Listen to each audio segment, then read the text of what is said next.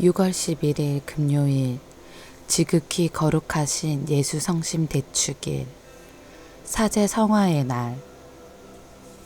지극히 거룩하신 예수 성심 대축일은 예수님의 거룩한 마음을 공경하며 그 마음을 본받고자 하는 날이다. 이 대축일은 지극히 거룩하신 그리스도의 성체 성렬 대축일 다음 금요일에 지내는데 예수 성심이 성체 성사와 아주 밀접하게 관련되기 때문이다. 예수 성심에 대한 공경은 중세 때 시작하여 점차 보편화되었다. 1856년 비오 9세 교황 때 교회에 전례력에 도입되었으며 제2차 바티칸 공의회 이후 대축일로 지내고 있다. 한국 천주교회는 성 요한 바오로 2세 교황의 권고에 따라 1995년부터 해마다 지극히 거룩하신 예수 성심 대축일에 사제 성화의 날을 지내고 있다. 이 날은 사제들이 그리스도를 본받아 복음 선포의 직무를 더욱 훌륭히 수행하는 가운데 완전한 성덕으로 나아가고자 다짐하는 날이다.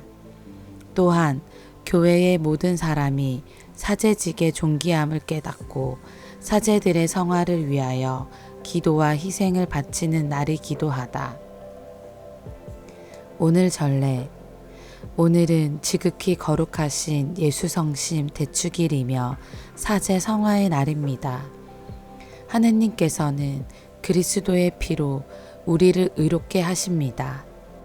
사제들이 회개할 필요가 없는 의인 99보다 회개하는 죄인 하나를 찾고자 애쓰시는 예수님의 성심을 닮은 착한 목자가 되도록 기도합시다. 본기도. 전능하신 하느님, 사랑하시는 아드님의 성심을 통하여 저희에게 베푸신 놀라운 사랑을 기리며 기뻐하오니 이 사랑의 샘에서 끊임없이 솟아나는 은총을 언제나 가득히 받게 하소서. 성부와 성령과. 말씀의 초대. 호세아 예언자는 주님께서는 마음이 미어지고 연민이 북받쳐 오르시어 타오르는 분노대로 행동하지 않으신다고 한다. 바오로 사도는 에페소의 성도들이 하느님의 온갖 충만하심으로 충만하게 되기를 빈다. 군사들이 십자가에 못 박히신 예수님의 옆구리를 창으로 찌르자 곧 피와 물이 흘러나온다. 제1독서. 내 마음이 미어진다. 호세아 예언서의 말씀입니다. 주님께서 이렇게 말씀하신다. 이스라엘이 아이였을 때에 나는 그를 사랑하여 나의 그 아들을 이집트에서 불러내었다. 내가 에프라임에게 걸음마를 가르쳐주고 내 팔로 안아주었지만 그들은 내가 자기들의 병을 고쳐준 줄을 알지 못하였다. 나는 인정의 끈으로 사랑의 줄로 그들을 끌어당겼으며 젖먹이처럼 들어올려 볼을 비비고 몸을 굽혀 먹여주었다. 내 마음이 미어지고 연민이 북받쳐 오른다. 나는 타오르는 내 분노대로 행동하지 않고 에프라임을 다시는 멸망시키지 않으리라. 나는 사람이 아니라 하느님이다. 나는 내 가운데에 있는 거룩하니 분노를 터뜨리며 너에게 다가가지 않으리라. 주님의 말씀입니다. 하느님 감사합니다. 제2독서. 인간의 지각을 뛰어넘는 그리스도의 사랑을 알게 해 주시기를 빕니다. 사도 바오로의 에페소서 말씀입니다. 형제 여러분, 하느님께서는 모든 성도들 가운데에서 가장 보잘것없는 나에게 은총을 주시어 그리스도의 헤아릴 수 없는 풍요를 다른 민족들에게 전하고 과거의 모든 시대에 만물을 창조하신 하느님 안에 감추어져 있던 그 신비의 계획이 어떠한 것인지 모든 사람에게 밝혀주게 하셨습니다. 그리하여 이제는 하늘에 있는 권세와 권력들에게도 교회를 통하여 하느님의 매우 다양한 지혜가 알려지게 되었습니다.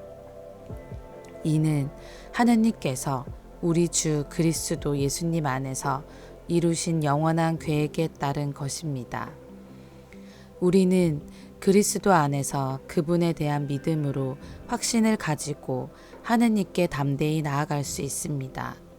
이 때문에 나는 아버지 앞에 무릎을 꿇습니다. 하늘과 땅에 있는 모든 종족이 아버지에게서 이름을 받습니다. 아버지께서 당신의 풍성한 영광에 따라 성령을 통하여 여러분의 내적 인간이 당신 힘으로 굳세어지게 하시고 여러분의 믿음을 통하여 그리스도께서 여러분의 마음 안에 사시게 하시며 여러분이 사랑의 뿌리를 내리고 그것을 기초로 삼게 하시기를 빕니다. 그리하여 여러분이 모든 성도와 함께 너비와 길이와 높이와 깊이가 어떠한지 깨닫는 능력을 지니고 인간의 지각을 뛰어넘는 그리스도의 사랑을 알게 해 주시기를 빕니다. 이렇게 하여 여러분이 하느님의 온갖 충만하심으로 충만하게 되기를 빕니다. 주님의 말씀입니다. 하느님 감사합니다. 복음. 예수님의 옆구리에서 피와 물이 흘러나왔다. 요한이 전한 거룩한 복음입니다. 그날은 준비일이었고 이튿날 안식일은 큰 축일이었으므로 유다인들은 안식일에 시신이 십자가에 매달려 있지 않게 하려고 십자가에 못 박힌 이들의 다리를 부러뜨리고 시신을 치우게 하라고 빌라도에게 요청하였다. 그리하여 군사들이 가서 예수님과 함께 십자가에 못 박힌 첫째 사람과 또 다른 사람의 다리를 부러뜨렸다. 예수님께 가서는 이미 숨지신 것을 보고 다리를 부러뜨리는 대신 군사 하나가 창으로 그분의 옆구리를 찔렀다. 그러자 곧 피와 물이 흘러나왔다. 이는 직접 본 사람이 증언하는 것이므로 그의 증언은 참되다. 그리고 그는 여러분이 믿도록 자기가 진실을 말한다는 것을 알고 있다. 그의 뼈가 하나도 부러지지 않을 것이다. 하신 성경 말씀이 이루어지려고 이런 일들이 일어난 것이다. 또 다른 성경 구절은 그들은 자기들이 찌른 이를 바라볼 것이다 하고 말한다. 주님의 말씀입니다. 그리스도님 찬미합니다. 오늘의 묵상. 구약 성경은 우리에게 무서운 하느님을 소개하기를 주저하지 않습니다. 하느님께서는 백성들이 말을 듣지 않는다며 그들에게 수시로 벌을 내리시고 심판하십니다. 금송아지를 보고 이분이야말로 우리를 이집트에서 이끌어내신 하느님이시다 라고 외치던 이스라엘 백성에게 분노하시고 그들을 죽음에 이르게도 하십니다.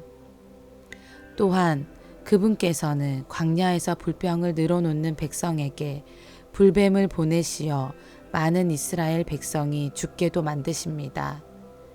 하느님께서는 거룩하시지만 질투하시는 하느님이기도 하셨습니다.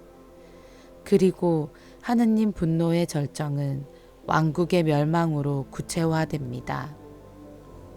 우리가 전능하신 분, 천지를 창조하신 분으로 고백하는 하느님께서는 이렇게 인간적인 감정을 표현하시는 분이셨습니다. 하느님께서는 이처럼 구약의 역사 안에서 자비와 분노의 감정을 모두 표현하셨습니다. 그럼 어떤 하느님의 모습이 진짜일까요? 하느님의 진짜 모습은 예수님을 통해서 나타납니다.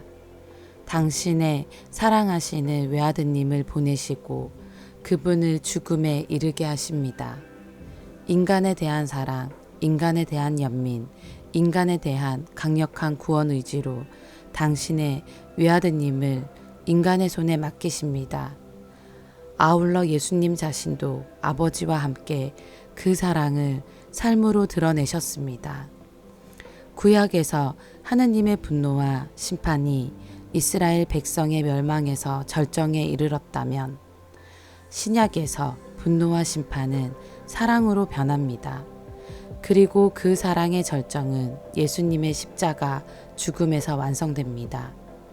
예수님의 옆구리에서 흘러나온 피와 물, 그것은 아버지와 예수님의 사랑 그 자체입니다. 오늘도 주님께서는 계속해서 당신을 바치시며 우리를 위하여 십자가 위에서 피와 물을 쏟으십니다. 그분의 크신 사랑이 우리의 언어로 담기에는 너무나도 크신 사랑이 우리의 몸과 마음에 전해지는 따뜻한 축일이 되었으면 좋겠습니다. 아멘.